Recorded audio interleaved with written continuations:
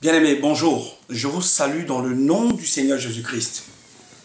Alors ce matin, je voudrais m'entretenir un peu avec vous sur un sujet très controversé. Il s'agit de la divinité de Christ. Donc c'est un sujet difficile, un sujet aussi simple, selon qu'on soit d'un camp comme de l'autre. Mais ce qu'il faut savoir, c'est que en l'homme, il y a l'esprit, l'âme et le corps. Donc voilà un peu si quelqu'un est de Dieu, si quelqu'un marche par l'esprit de Dieu, ou si quelqu'un a reçu l'onction, il devrait savoir que tout homme, en tout homme, il y a l'esprit. Parce qu'on dit que l'homme c'est l'esprit. L'homme c'est l'esprit. D'abord. L'esprit a deux manifestations. Il y a la manifestation par la parole et il y a la manifestation par les faits. Donc, c'est sur ces deux points-là qu'on va analyser la divinité de Christ. Beaucoup d'hommes disent qu'aujourd'hui, Jésus-Christ, ou le Christ n'est pas Dieu, il est homme, et que son Père est à part dans les cieux et que lui, il serait le Fils bien-aimé.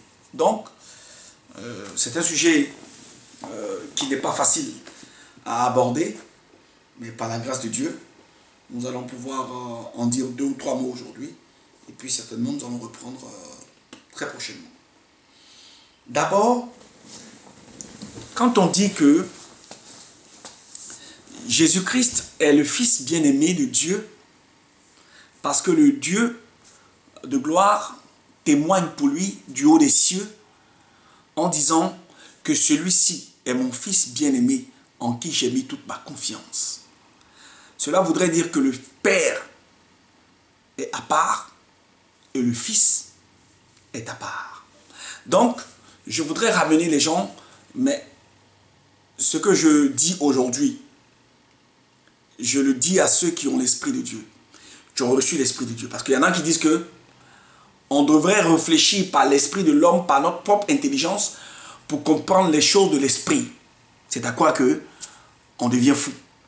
Qui peut connaître les choses de l'homme si ce n'est pas l'Esprit de l'homme? Mais qui peut connaître les choses de Dieu si ce n'est pas l'Esprit de Dieu? Voilà ce qui est bon de dire, n'est-ce pas? Parce qu'on fait souvent la confusion entre l'esprit de l'homme qui connaît les choses de l'homme et l'esprit de Dieu qui connaît les choses de Dieu. Voilà pourquoi celui qui n'a pas reçu l'esprit de Dieu ne peut pas comprendre les choses de Dieu. Parce que Dieu est un mystère. C'est ça qui est la gloire de Dieu. C'est de cacher les mystères. Et la gloire du Fils de Dieu, c'est de révéler des mystères. Donc, il faut savoir comment l'Éternel, ou Dieu parle. Il ne parle pas comme les hommes parlent, Dieu. Nous allons retrouver comment Dieu parle dans le livre de Néhémie 9, verset 13. Lorsque Dieu a posé ses pieds sur la montagne d'Horeb. Néhémie 9, à partir du verset 13. Voilà ce que dit la Bible. La Bible déclare que... Ah voilà.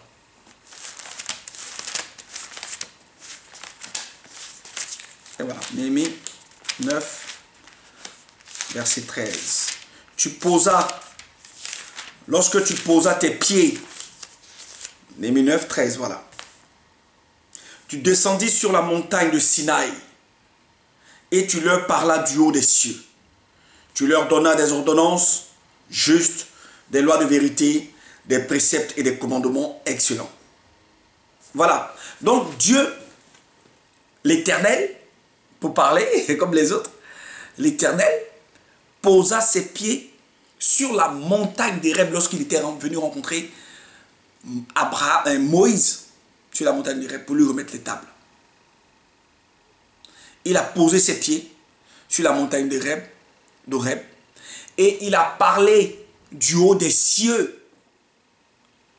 Voilà comment le Seigneur parle. Il parle toujours du haut des cieux. Voilà. C'est pourquoi ceux qui n'ont pas l'esprit, qui n'ont pas le renouvellement de l'esprit, qui n'ont pas le Saint-Esprit, ne peuvent pas comprendre comment le Seigneur parle. Donc même dans l'eau, quand il était en train d'être baptisé par Jean-Baptiste, il a parlé du haut des cieux.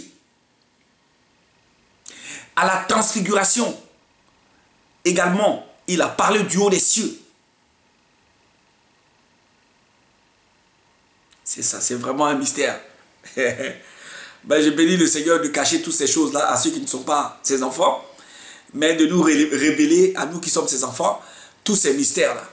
Donc, c'est un premier point d'ancrage, un point d'achoppement que seuls ceux qui sont fils de Dieu et filles de Dieu peuvent comprendre, par l'Esprit Saint que nous avons reçu. Voilà. Ça, c'est le premier point. Deuxième point, il y a certaines personnes qui disent que tous ceux qui sont prophètes sont appelés, tous les oins sont appelés Machia et les prophètes sont appelés Nébiem. C'est bon, mais les prophètes et la loi rendent témoignage d'une seule personne. Le prophète par excellence, c'est lui qu'on appelle Hamashia. Donc c'est le Messie, ce n'est pas un Messie. Le Messie, ça veut dire celui dont rendent témoignage les prophètes et la loi. Voilà. Donc, il faut faire très attention dans les explications. À la va-vite, des explications avec des doctorats à l'appui, avec l'esprit de l'homme, vous n'y êtes pas. Vous n'y êtes pas. Vous n'y êtes pas. C'est sérieux. Les gens sont un peu fous. Ils sont fous, mais c'est normal, c'est celui qui veut ça. Parce qu'ils n'ont pas les yeux pour voir, ils n'ont pas les oreilles pour entendre, ni le cœur pour comprendre. Parce qu'il faut un cœur nouveau, un esprit nouveau pour comprendre. Il faut que la loi de Dieu soit écrite dans le cœur pour que les yeux soient ouverts. Parce que c'est l'Esprit Saint qui est l'élixir. C'est l'Esprit Saint qui est, qu'on appelle ça, qui est le collyre, pardon, qui ouvre les yeux, voilà, les oreilles et l'entendement. Donc, on ne peut pas discuter longtemps de ces choses-là parce que, bon, vous comprenez que les enfants ne comprennent pas ce genre de choses. Donc, dire qu'aujourd'hui, Jésus-Christ n'est pas Dieu, ça revient à dire que Jésus-Christ est à part et l'Esprit de Dieu est à part. Or, c'est pas ça. C'est pas ça. J'avais fait une vidéo où j'ai expliqué que Jésus-Christ est venu marcher dans les Écritures pour exprimer sa divinité. Et Jésus-Christ, il est d'abord esprit et il est homme. Mais complétons, il n'est pas comme tous les hommes. Il est un homme céleste. 1 Corinthiens 15, 47 dit que le premier Adam est terrestre, le deuxième Adam est céleste. C'est l'Esprit Saint qui a formé le corps de Christ. Voilà. C'est lui-même qui s'est donné en rançon pour les autres. Maintenant, comme il est venu marcher dans les Écritures, prenons un seul verset. Prenons le livre de Job 9, verset 8. On dit, seul Dieu étend les cieux et seul il marche sur les hauteurs de la mer. Mais quel est l'homme que l'on connaît sur la terre qui a marché sur les hauteurs de la mer? Voilà. Qui a marché sur les eaux ou sur les hauteurs? Les eaux, je ne parle pas des piscines comme le font les grands prestigitateurs, les grands magiciens et tout ça, non. La mer n'est pas quelque chose qu'on peut dompter, qu'aucun homme ne peut dompter, la mer. Elle fait ce qu'elle veut, malgré la technologie développée des hommes. Nous ne maîtrisons pas encore la mer. La mer fait ce qu'elle veut. Mais seul Dieu marche sur les hauteurs de la mer, car il est le maître de tous les éléments, il est le maître du temps et il est le maître des espaces. Voilà pourquoi Jésus-Christ, dans le livre de Matthieu 14, 22 à 33, a marché sur les hauteurs de la mer. pour montrer les Écritures qui témoignent de lui, que seul Dieu marche sur les hauteurs de la mer. Donc, on ne peut pas dire, il ne peut pas vous dire qu'il est Dieu. Ce serait trop être prétentieux. Parce que Dieu est dans l'humilité totale. Il s'est abaissé volontairement. Quand on dit abaisser volontairement, ça veut dire qu'il avait une position avant de s'abaisser volontairement. Vous dites qu'il n'a point regardé à arracher d'être égal à Dieu. Mais ça veut dire qu'il est Dieu. Et de Dieu qu'il est, il s'abaisse volontairement pour ne pas regarder à sa première nature. Le français est difficile à comprendre, mais le français de la Bible est encore plus dur. Les gens sont fous, ils disent qu'ils sont hommes de Dieu. C'est la folie, vous ne comprendrez jamais le langage divin. Mais parlons un peu sérieusement. On ne peut pas expliquer les choses de l'esprit avec la connaissance de l'homme, ou la connaissance livresque, ou l'esprit de l'homme. La Bible déclare que c'est l'homme qui connaît les choses de l'homme et l'esprit de Dieu que nous avons reçu qui connaît les choses de Dieu. Et je remarque que beaucoup de ceux qui sont dans les autres obédiences ou dans les autres mouvements religieux disent qu'on ne doit pas faire intervenir l'esprit de Dieu pour expliquer les choses de Dieu, mais on doit le faire par notre propre intelligence. Lequel des hommes est intelligent parmi nous sur la terre? La folie de Dieu est plus sage que toute l'intelligence des hommes. Donc, c'est avec l'intelligence de l'homme que nous allons nous approcher de la vérité de Dieu. C'est de la folie. Les gens sont fous et ils croient être dans la sagesse. Je crois qu'un homme, quand on regarde un homme, on lui attribue la vérité quand il est dans la vérité ou quand il dit des choses qui arrivent.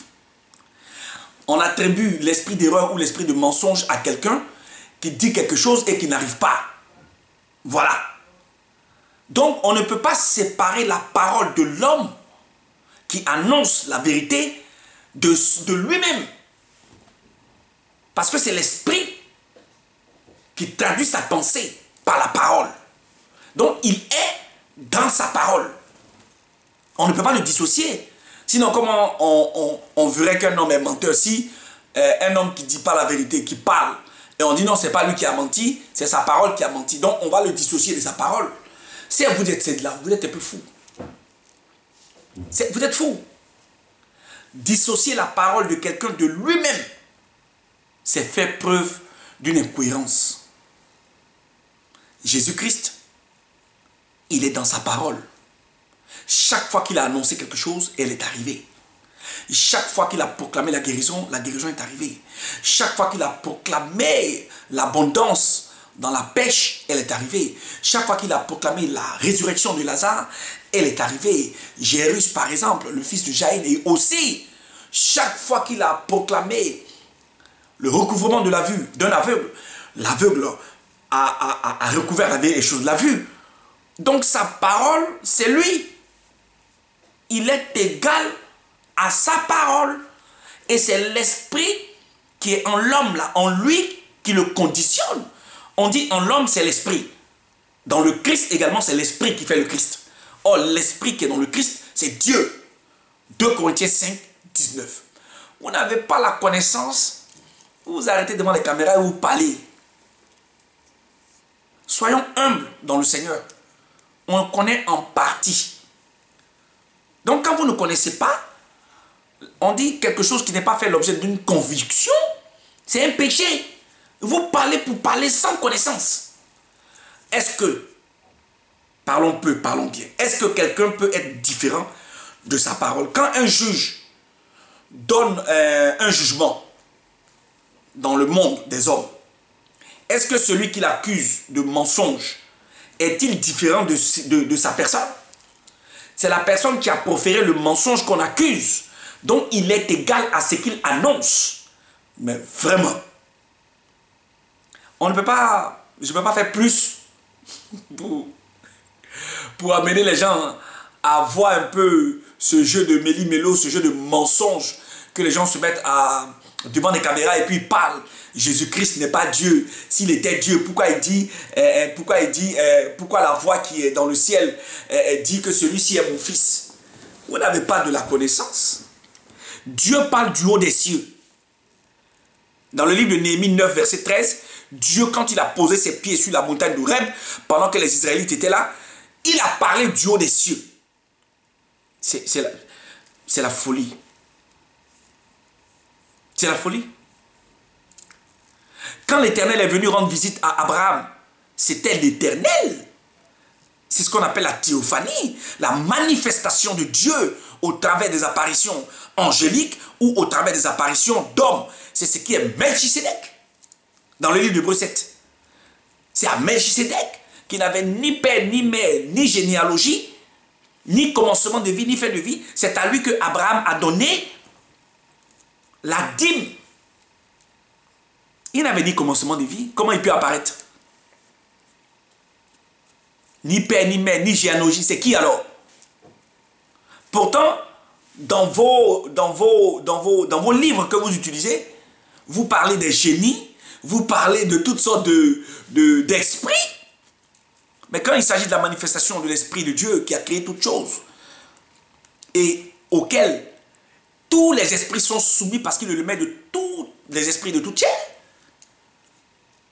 Quand il s'agit de parler de Dieu, vous niez l'évidence. Mais il n'y a pas plus sourd que celui qui ne veut pas entendre. Il n'y a pas plus aveugle que celui qui ne peut pas voir, qui ne veut pas voir.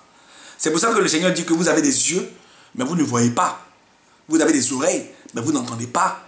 Vous avez un cœur, mais un cœur de pierre parce que vous ne comprenez pas, parce que vous êtes endurcis. Et vous proférez le mensonge parce que vous êtes fils du mensonge, vous êtes fils du diable. C'est aussi simple que ça. On ne peut pas dissocier quelqu'un de ce qu'il annonce. Est-ce que vous pouvez me dissocier, moi en tant qu'homme, de ma parole, pour dissocier le Christ de sa parole? Il est la parole de Dieu. Et l'esprit qui parle en lui, c'est Dieu. 2 Corinthiens 5, verset 19. Dieu était en Christ, réconciliant le monde avec lui-même. Ça, ce verset-là, vous allez encore le nier. Parce que quand on prend le verset de 1 Jean 5, verset 20, vous dites que c'est un témoignage des apôtres et ce n'est pas crédible. Parce que les apôtres ont dit par l'Esprit de Dieu que oui, le Fils de Dieu, Jésus-Christ, c'est lui qui est le Dieu véritable et la vie éternelle. Bon, puisque c'est un témoignage et que vous voulez leur enlever l'esprit par lequel ils parlent, puisque vous n'avez pas cet esprit de vérité, vous voulez que les hommes discutent avec vous, avec l'esprit de l'homme qui est ignoble, qui ne connaît rien, qui n'est pas temporel, qui est limité dans le temps et qui va mourir. Parce que la sagesse d'un homme, c'est d'avoir la vie éternelle. Et qui a obtenu l'éternité? Il n'y a que Dieu seul. Voilà. Jésus-Christ est Dieu.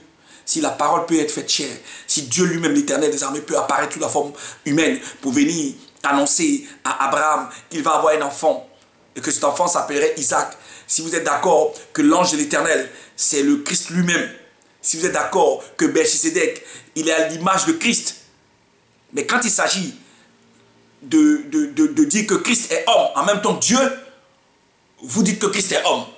Il est fils, mais il n'est pas Dieu.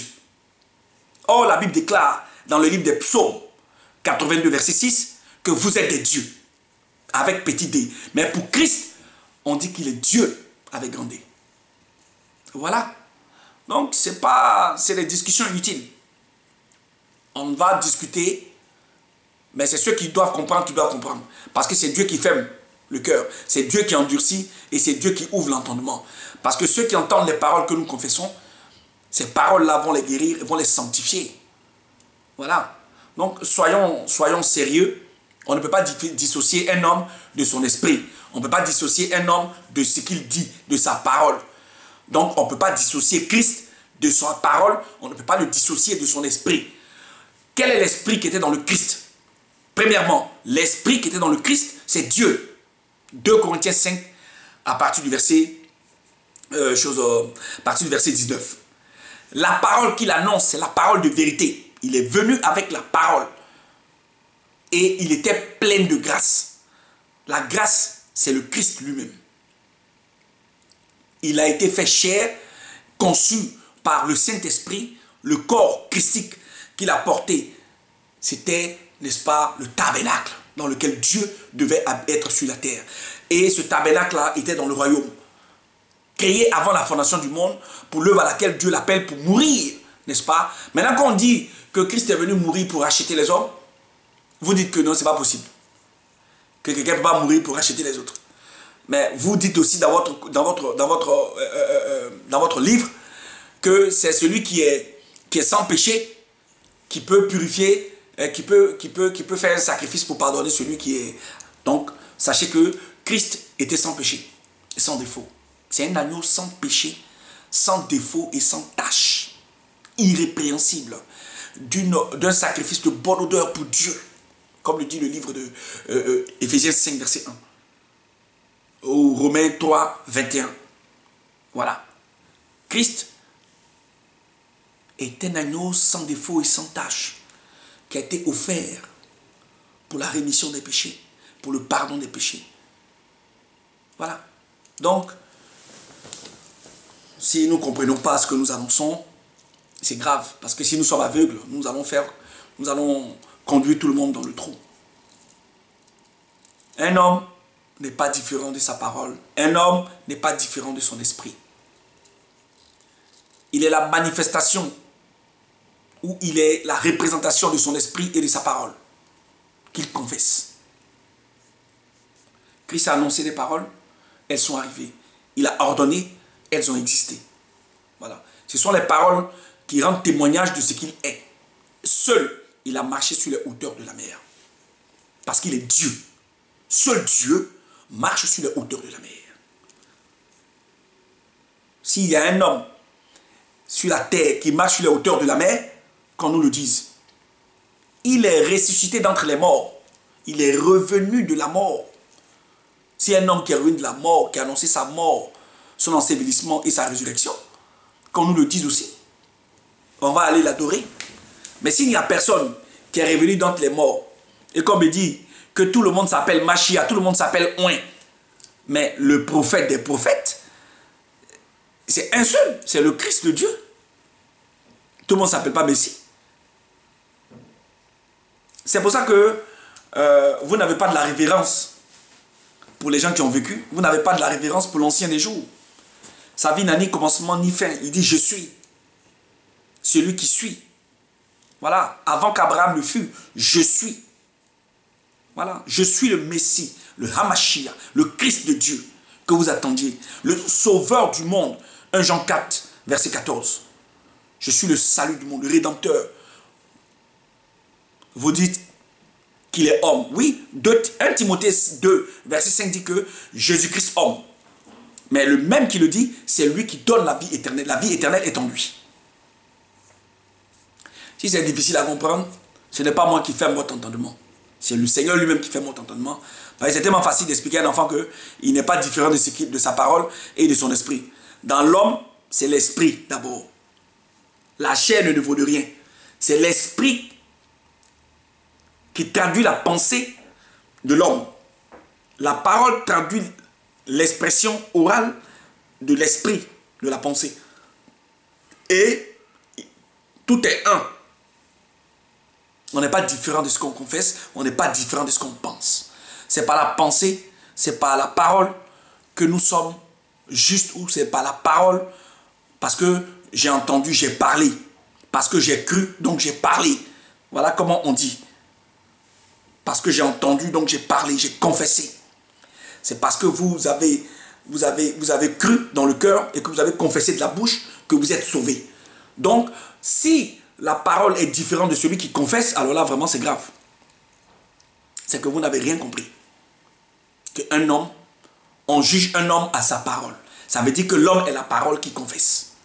Lui et sa personne sont un. La pensée, l'esprit et l'homme sont un. Mais on ne peut pas vous expliquer ça autrement. Donc c'est ce petit partage, cette petite confusion que je voulais enlever quand même rapidement de l'esprit de ceux qui encore cherchent à discuter. Jésus-Christ est le Fils. Oui, parce qu'on dit mon Fils bien-aimé. Mais vous êtes des enfants. Vous ne comprenez rien. Vous êtes tellement... Vous êtes dans les béabas. Vous êtes endurcis. Vous êtes obscurcis. Votre intelligence est obscurcie. Parce que vous estimez que quelqu'un qui parle, qui est Dieu, hein, Dieu parle du haut des cieux, même quand il pose ses pieds sur la montagne d'Horeb, qui est la montagne sainte. Et là où Dieu pose ses pieds, là est saint. Et Dieu parle toujours des hauteurs des cieux. Voilà. Donc, si Jésus-Christ s'est fait homme parce qu'il voulait participer au sang comme des enfants, il voulait participer à la chair pour prendre les péchés, les porter et clouer le péché dans sa chair à la croix. C'est pour ça que dans le livre de Actes 17, on en parle, Actes 17, verset 24. Le Dieu qui a fait le monde, les cieux et la terre, n'est-ce pas, n'habite pas dans les temples faits de main d'homme. C'est ça. Et donc, ce Dieu-là, ayant créé l'homme à son image, par l'esprit, a fait une habitation à l'homme qu'il a tiré de la terre. C'est pour ça qu'on dit l'homme, ça veut dire l'humiliation. L'esprit de l'homme dans un corps charnel, dans un corps terrestre. Mais l'esprit de Dieu, quand il est venu sur la terre, il était dans un corps céleste. Parce que le Saint-Esprit a formé le corps. C'est ce qu'il dit dans le livre de Hébreux 10, verset 8. Tu m'as formé un corps. Verset Hébreux 10, 4 jusqu'au verset 14. Et c'est l'offrande de ce corps-là que j'ai offert à la croix. Afin que par ce sacrifice, tu pardonnas tous les péchés de mes frères. Voilà. C'est pour ça que dans le livre de Romains 10, on dit que nous sommes co-héritiers de Christ et héritiers de Dieu ensemble. Mais il n'est pas différent de sa personne.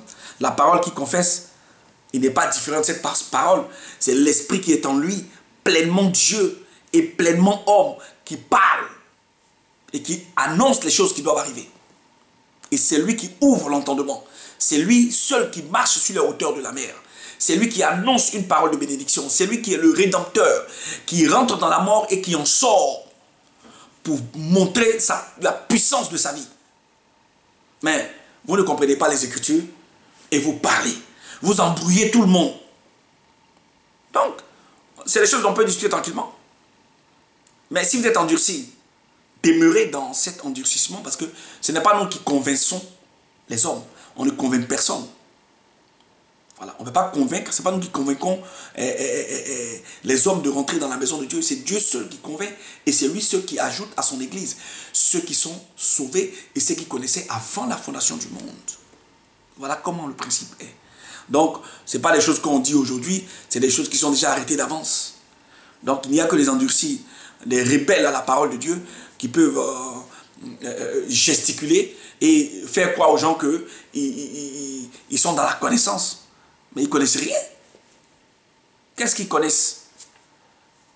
Déjà, comprendre que l'homme n'est pas différent de la parole qu'il confesse. Ça, c'est du béaba.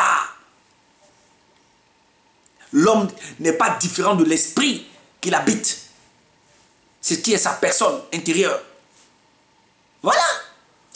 Vous racontez, oui, Jésus est différent, il est le Fils. Pourquoi on dit le Père dit le Fils? Mais vous ne savez même pas que le Père est dans le Fils. Et le Fils est dans le Père. C'est la folie. Bon, c'était une causerie, mais c'était pour vous dire aussi que vraiment, soyez vigilants. Vous périssez par manque de connaissances. Vous vous laissez influencer par manque de connaissances. Demandez la sagesse, comme dit Jacques, à Dieu. Et cette sagesse-là, elle vous sera donnée. Elle vous sera donnée gratuitement, si vous êtes de Dieu. Parce que la sagesse, elle vient premièrement d'en haut. Elle vient d'en haut. Elle est pacifique.